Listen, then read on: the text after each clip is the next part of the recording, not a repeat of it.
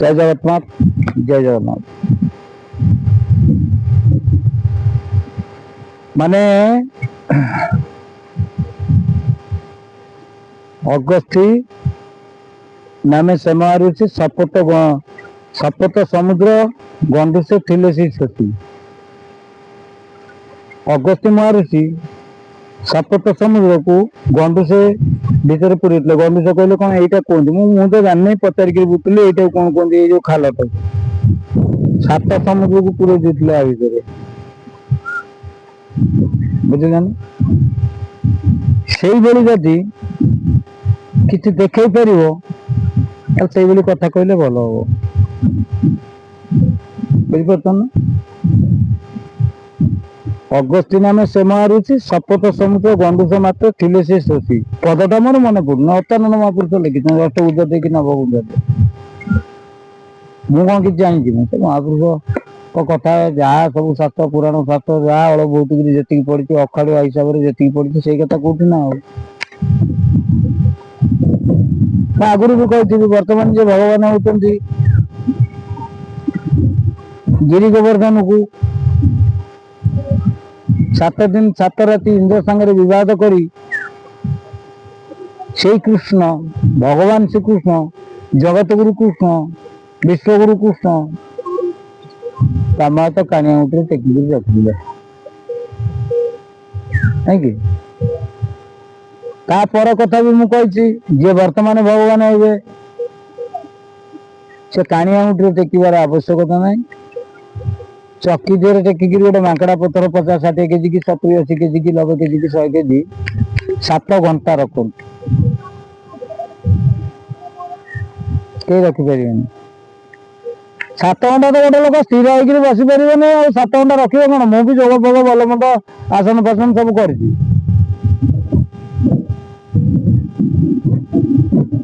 7 ଘଣ୍ଟା ସ୍ଥିର ହେଇକିରି ରହିବା ଭିତରେ ପରିସ୍ରା ଲାଗିବ, ଝାଡା ଲାଗିବ, ଅଣ୍ଟା ବିନ୍ଧିବ, ହାତ ବିନ୍ଧିବ, ଗୋଡ ବିନ୍ଧିବ, ଭୋକ ହବ, ଶୋଷ ହବ। ଏଠି ବି ଆଉ ଗୋଟେ ପ୍ରଶ୍ନ ପଳେଇ ଆସିପାରିବ, ଭଗବାନ ଶ୍ରୀକୃଷ୍ଣ କଣ ପାଣି ପିଉନଥିଲେ, ଭୋକ ହଉନଥିଲା? ଯଦି ଭୋକ ହଉଥିଲା କି ଶୋଷ ହଉଥିଲା, ଛାଡିକି ଯାଉଥିଲେ, ଧରୁଥିଲେ କାହାକୁ? ତର୍କଶାସ୍ତ୍ର ଗୋଟେ ଅଛି, ତର୍କ କରିବା ପାଇଁ ସବୁ ପ୍ରକାର ରାମ ଭଗବାନ। ଯଦି ରାମ ଭଗବାନ ହେଇଯାଏ, ସ୍ୱର୍ଣ୍ଣର ହରିଣ ନଥିଲା, ମା ସୀତାଙ୍କ କଥାରେ ଅର୍ଥାତ ସ୍ତ୍ରୀ କଥାରେ ପଡିକିରି କାହିଁକି ସ୍ୱର୍ଣ୍ଣ ହରିଣୀକି ଗୋଡେଇକିରି ଗଲେ? ଆମର ଏଇଗୁରା ସବୁ ପଳେଇ ଆସିବ, ଆମର ସବୁ ଯାକ ୱିକ୍ ପଏଣ୍ଟ ପଳେଇ ଆସିବ। ରାମ ଭଗବାନଙ୍କର ହଉ, କୃଷ୍ଣ ଭଗବାନଙ୍କର ହଉ, ଯାହାର ହଉ, ସବୁ ପଳେଇ ଆସିବ। ଆମେ ତାଙ୍କର ମାନେ ଜଖମ ଜାଗାରେ ଏମିତି କଟା ଘାରେ ଚୂନ ଦେଲା ବେଳେ ଆମେ ଚୂନ ଦେବା। ଯୋଉ ଜାଗାଟା ଖଣ୍ଡିଆ ହେଇଛି, ଶରୀରର ଧରନ୍ତୁ ମୋ ନଖ କାଟୁ କାଟୁ ମୋର ଏଇ ଜାଗାଟା ଖଣ୍ଡିଆ ହେଇଗଲା, ଏଇ ଜାଗାରେ ଚୂନ ମାରିଲେ ପୋଡିବ ବେଶୀ, କଟା ଘାରେ ଚୂନ ଦିଆଯିବ। ମୋ ଗୋଟା ଶରୀରଟାକୁ ଦେଖିବା ଦରକାର ନା, ଏଠି ପୋଡିବ ତ, ଏଠି ପୋଡିବ ତ, ଆଉ କଣ, ଶରୀରଟାକୁ ଦେଖିବାର ନାହିଁ। ସେ ଯଦି ଏତେ ବଡ ବଡ କଥା କହୁ, ତାର କଟିଗଲା, ଆମେ ଚୂନ ମାରିଦେଲୁ, ପୋଡିଲା କାହିଁକି? ଏତ କଥା ଆଉ କଣ। କଳିଯୁଗର ଲକ୍ଷଣ ଏଇଆ, ବୁଝିଲେ କି। ମୁଁ ଆଗରୁ ବି କହିଥିବି କଣ ମୋର ମନେ ପଡୁନି, ମୁଁ କିଛି 1998 ମସିହାରେ ଲେଖିକିରି ରଖିଥିଲି, କହିବି କାହାକୁ ଶୁଣିବ କିଏ, ଶୁଣିବା ଲୋକର ଦେଖା ନ ପାଏ। ପୁଅ ଶୁଣିଲା, ଭାଇ ଶୁଣିଲା, ବାପ ଶୁଣିଲା, ମା ଶୁଣିଲା, ଭଉଣୀ ଶୁଣିଲା, ଭାଇ ଶୁଣିଲା, ନାତି ବି ଶୁଣିବାର ନାହିଁ। ନାତି ଗୋଟେ ହେଲାଣି 2.5 ବର୍ଷ 3 ବର୍ଷ ହେଇଯିବ, ରଜକୁ କେହି ଶୁଣିବାର ନାହିଁ। ବା 8 ମାସ ଯଦି ନ ଶୁଣି ପାରିଲେ ଆଉ କିଏ ଶୁଣିବ? ମୋ ମା ଏବେ ବି ଅଛି, ସିଏ ଶୁଣିପାରୁନି ମୁଁ କଣ କହୁଛି ନ କହୁଛି। ବାପା ଥିଲେ ଶୁଣି ପାରିଲେନି, ଭାଇ ବନ୍ଧୁ କୁଟୁମ୍ବ ସାଙ୍ଗସାଥି ଯିଏ ଅଛନ୍ତି ଶୁଣି ପାରୁନାହାନ୍ତି। ସେ ଲେଖାଟା ମୋ ଭିତରେ ପଳେଇ ଆସିଲା, ମୁଁ ତାକୁ ଲେଖିଦେଲି 4 ପଦ। ମୁଁ କବି ଭଳିଆ କୁଆଡେ ଛାଡେ ନା, କି ପୁସ୍ତକ କରିକିରି ବିକିଲେ କିଛି ମୁଁ ପଇସା ପାଇବିନି। ମାଳିକା କଥା କହିକିରି କି ୟୁଟ୍ୟୁବରେ ଚ୍ୟାନେଲରେ ଛାଡି କଣ ଭିଉ ଆଉ ଭିଉ କଣ ସବୁ କହୁଛନ୍ତି, ସେ ପଇସା ମୋର ଦରକାର ନାହିଁ। ମୁଁ ଆଜି 20 ବର୍ଷ ତଳେ ଯାଇଥିଲି ଆଶିଷ ଡିଜିଟାଲ ରତ୍ନଗିରି, ଟଙ୍କା 20,000 ଦେଇଥିଲେ ମୁଁ ଅଚ୍ୟୁତାନନ୍ଦ ମହାପୁରୁଷଙ୍କର ଅଷ୍ଟଗୁଜରୀ ବା ନବଗୁଜରୀ ବୋଲିଥାନ୍ତି। 30,000 ଦେଇଥାନ୍ତି। 30,000 ମୁଁ ଦେଇଥିଲେ ମୁଁ କୁଆଡେ ଲକ୍ଷ ଲକ୍ଷ ଟଙ୍କା କମେଇଥାନ୍ତି। ସେ ଷ୍ଟୁଡିଓ ମାଲିକ ଯେ ସେ କହିଥିଲେ ଡାଇରେକ୍ଟ ଦେଖା କରିବାକୁ ଯାଇଥିଲି। ଆମର ବି ସେଠି ବନ୍ଧୁଘର ଆମ ଗାଁର ଝିଅ ବାହା ହେଇଛି, ସେ ପଡ଼ିଶା ହିସାବରେ ଭଉଣୀ ହବ, ସେମାନେ ନେଇ ଯୋଗାଯୋଗ କରେଇଥିଲେ। ତାହେଲେ ତମେ ଲକ୍ଷ ଲକ୍ଷ ଟଙ୍କା କମେଇବ, ସେ ଟଙ୍କା ଗୁରା ମୋର କଣ ହବ? ଯେଉଁମାନେ ପ୍ରକୃତ ଜ୍ଞାନୀ ଲେଖିଛନ୍ତି ଭଜନ ଆପଣ ଶୁଣିଥିବେ, ଦାନା କନା ପଛେ ଉଣା ହେଉ ମୋଟେ ମୁଠିବି ତୁମ୍ବ ସେବାରେ। କିଏ ଲେଖିଛନ୍ତି, କଣ ଲେଖକ କିଏ ଗାଇଛନ୍ତି ମୁଁ କହିପାରିବିନି।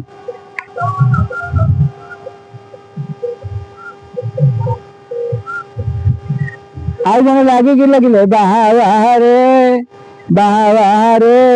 ମୋ ବଡ ଦେଉଳିଆ ବନ୍ଧୁ, ଭୋକ ଉପାସରେ ପେଟ ପଡେ ମୋର, ତୁ 60 ପଉଟି ରାନ୍ଧୁ, ବାହାରେ ମୋ ବଡ ଦେଉଳିଆ ବନ୍ଧୁ। ଜଗତର ନାଥ ଜଗନ୍ନାଥ କେବଳ ତମର ମୋର ନୁହଁ, ସାରା ବିଶ୍ୱର ମାନର। ଜଣଙ୍କର ପେଟ ଭୋକଳରେ ଯେତେବେଳେ ପେଟ ପଡି ଯାଉଛି, ସେ କଣ ସେ ଜଗନ୍ନାଥ ମହାପ୍ରଭୁ କଣ ତାର ବନ୍ଧୁ ନୁହଁ, କୋଟିପତିର ବନ୍ଧୁ? ବର୍ତ୍ତମାନ ଆମର ଯୋଉ ଜାଗା ଯଜ୍ଞ ହଉଛି, ଲୋକଙ୍କୁ ରାସ୍ତା ଉପରୁ ଡାକିକିରି ନେଇ ଖାଇବାକୁ ଦଉଛନ୍ତି, ଘରୁ ଖାଇକିରି ଆସିଥାଉ, ଟିକେ ପ୍ରସାଦ ପାଇଦେଇ ଯା। ଭୋକିଲା ଲୋକ କେତେ ଅଛନ୍ତି, ନେଇକିରି ସେଠି ଦଉନା। ତମେ ଦେଇପାରିବନି, ସେ ସତ୍ ଜ୍ଞାନ ତମକୁ ଭଗବାନ ଦେବେ ନାହିଁ।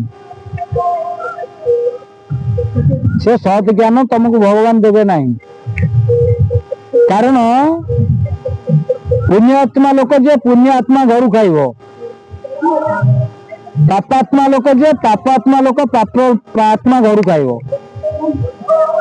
ପୁଣ୍ୟ ଆତ୍ମା ଲୋକ ଯିଏ ଅଛନ୍ତି, ସେ ତମ କତରୁ ଖାଇପାରିବେ ନାହିଁ।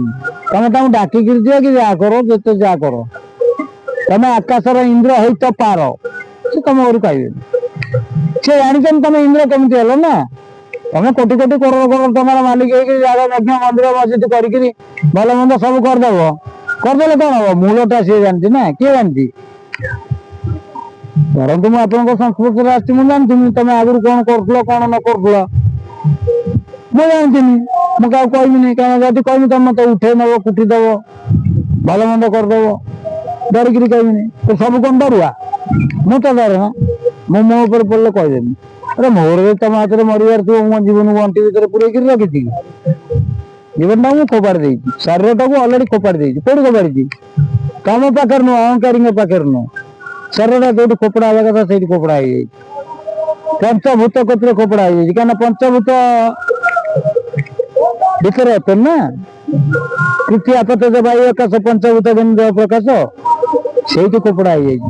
ସେ ପଞ୍ଚଭୂତର ନିୟନ୍ତ୍ରଣ କର୍ତ୍ତା ଯିଏ ଅଛନ୍ତି, ପଞ୍ଚଭୂତକୁ ଯିଏ ନିୟନ୍ତ୍ରଣ କରୁଛନ୍ତି, ସେଇ ଜାଗାରେ ମନ ପ୍ରାଣ ଭଲ ମନ୍ଦ ସବୁ ଫୋପାଡ଼ି ଦେଇଛି।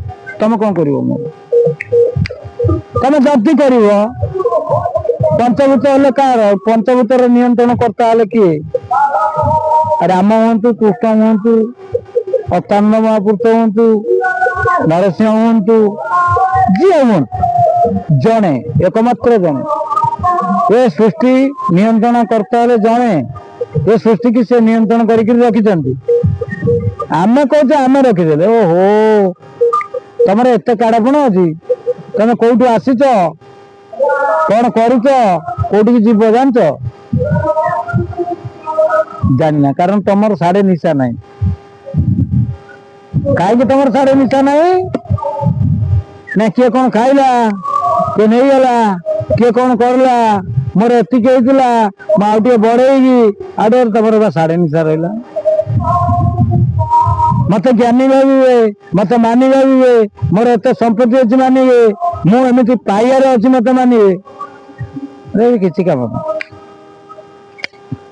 ଜୀବନ ଯେତେବେଳେ ଯିବ ନା, କେହି ସାଙ୍ଗରେ ଯିବେନି। ଗୁରୁ ବି ସାଙ୍ଗରେ ଯିବନି। ଯେ ଗୁରୁ ଆମର କିଛି ଗୁରୁବାଦ ଭିତରେ କୁହନ୍ତି, ଗୁରୁ ବି ସାଙ୍ଗରେ ଯିବନି। ଆଉ ଯଦି ଗୁରୁ ଯିବ, ତାହେଲେ ଜୀବନଟା ଯାଉଛି, ଗୁରୁ ରଖିଦଉନି। ଏ କଥା କହିଲେ ଆମର ଯିଏ ଭାଇମାନେ ଅଛନ୍ତି ସେମାନେ ଓଲଟା ଭାବିବେ, ଏ ଜୀବନଟା ଯଦି ଅଛି ଗୁରୁ କରିଲେ ଗୁରୁ କଣ? ଗୁରୁ ବ୍ରହ୍ମା ଗୁରୁ ବିଷ୍ଣୁ ଗୁରୁ ଦେବ ମହେଶ୍ୱର ଗୁରୁ ସାକ୍ଷାତ ପରବ୍ରହ୍ମ ତସ୍ମୈ ଶ୍ରୀ ଗୁରବେ ନମଃ। ଗୁରୁ ରଖିଦେବେ ଯଦି ମୋ ଜୀବନଟା, କେଇ ଜଣ ଗୁରୁ ଅଛନ୍ତି କୁହନ୍ତୁ, ମୁଁ ଗୁରୁ କରିବି? କିଛି ଜାଣିନା, ବହିର 2-4 ପେଜ ପଢିକିରି ଏ ଜ୍ଞାନ ଗାରିମାଟା ଦେଖେଇବା ଠିକ ହଉନି। ସମ୍ପୂର୍ଣ୍ଣ ବହି ପଢ, ସମ୍ପୂର୍ଣ୍ଣ ନାଟକ ଯାତ୍ରା ବା ପାଲା ଯୋଉ ବିଷୟବସ୍ତୁ ଆରମ୍ଭ ହଉଛି ସମ୍ପୂର୍ଣ୍ଣ ଶୁଣ। ସମ୍ପୂର୍ଣ୍ଣ ଶୁଣିବା ଭିତରେ ରେଜଲ୍ଟ ପଳେଇ ଆସିବ, ତମେ ଜାଣିପାରିବ। ଆଉ ତମେ ତ ତମ ମନମୁଖୀ କଥା ଶୁଣି ସାରିଲା ପରେ ତମକୁ ଡୋଳ ଆସୁଛି, ଶୋଇଯିବ। ତାପରେ କଣ ହେଲା କଣ ତମେ ଜାଣିଛ? ତମେ ଦେଖିବ ଘର ଗୋଟେ ଯାତ୍ରା ହଉଛି, ସତ୍ୟ ଧର୍ମ ନ୍ୟାୟରେ ଯିଏ ଅଛି ତ ସେ ହଉଛି ମାଡ ଖାଇଲା କି ଭିକ ମାଗିଲା, ତମେ ସେତିକିରେ ଶୋଇଗଲ, କହିଲେ ଆଉ ମୁଁ ସତ୍ୟ ଧର୍ମ ନ୍ୟାୟ ପଥରେ ଯିବି ନାହିଁ। ସିଏ ହଉଛି ଅସତ୍ୟ ଅନ୍ୟାୟ ଧର୍ମ ପଥରେ ଅଛି, ମୁଁ ହଣା ଖାଇବ ତ ମରିବ। ଏ ତାପରେ ଦେଖୁନା, ଯିଏ ଏତେ ଦୁର୍ଦିନ ଭିତରେ ଥିଲା ସିଏ କଣ ହଉଛି, ତାକୁ ଯିଏ ତାଡନା ଦେଇଥିଲା ତା ଅବସ୍ଥା କଣ ହଉଛି। ତମର ତ ଧୈର୍ଯ୍ୟ ନାହିଁ, ତମେ ପଥର ନୁହଁ। ପଥର ହେଲେ ଉଡିଯିବ, ପଥର ହେଲେ କଣ ହବ? ପଥର ସ୍ଥିର, ପଥରକୁ ପାଣି ବସେଇକି ନେଇପାରିବନି, ପବନ ଉଡେଇ ପାରିବ। ତମେ ପଥର, ତମେ ପାଣିରେ ପଡିଲେ ଭାସିଯିବ, ଶୁକୁଲାରେ ରହିଲେ ବି ଉଡିବ। କିନ୍ତୁ ପଥରର ବେଶୀ ପ୍ରଭାବ, ପଥରର ଜମା ପ୍ରଭାବ ନାହିଁ। ପଥର ତ ତାର ଅଚଳ ମହାମେରୁ। ଆଉ ପଥର ଉପରେ ଏତେ କାଳପଣ ଥିଲା, ସେ ଯୋଉ ପଥର ଥିଲା ସେ ଝଡି ପଡୁଛି। ଏ ତୁ ଏତେ କାଳପଣ ଦେଖଉଥିଲୁ, ଫେରେ ଝଡି ପଡିଲୁ କାହିଁକି? ମୋ ସମୟ ହେଇଗଲା। ସମୟ ଯଦି ହେଲା, ଫେରେ ସମୟ ହେଇଛି ତ ଫେରେ କାଳପଣ କାହିଁ ଦେଖୁଛ? କାଳପଣ ନ ଦେଖେଇକିରି ସମସ୍ତେ ଚୁପଚାପ ରହିବା ଦରକାର। ଦେଶର ସ୍ଥିତି, ଜାତିର ସ୍ଥିତି, ଧର୍ମର ସ୍ଥିତି, ପାରିବାରିକ ପାରିପାର୍ଶ୍ୱିକ ପରିସ୍ଥିତି ସବୁ ଦେଖିକିରି ଚୁପଚାପ ହେଇକିରି ରହିବା ଦରକାର। କପି କରିକିରି କହିକିରି କଣ ଲାଭ ପାଇବ? କପି କରି କହିଲେ ତମେ କଣ କହିବ? ମୁଁ ଲେଖିଛି BD, ଇଂରେଜୀ ଠାର ମାରିଛି BD। ବିରେ ହେଲା ବଟ, ଡିରେ ହେଲା ଢେଙ୍କାନାଳ, ଡିରେ ହେଲା ଦେବକୀ, ଡିରେ ହେଲା ଧନୁଷର, ଡିରେ ହେଲା ଧନେଶ୍ୱର, ଡିରେ ହେଲା ଆମର କଣ ଧର୍ମେନ୍ଦ୍ର।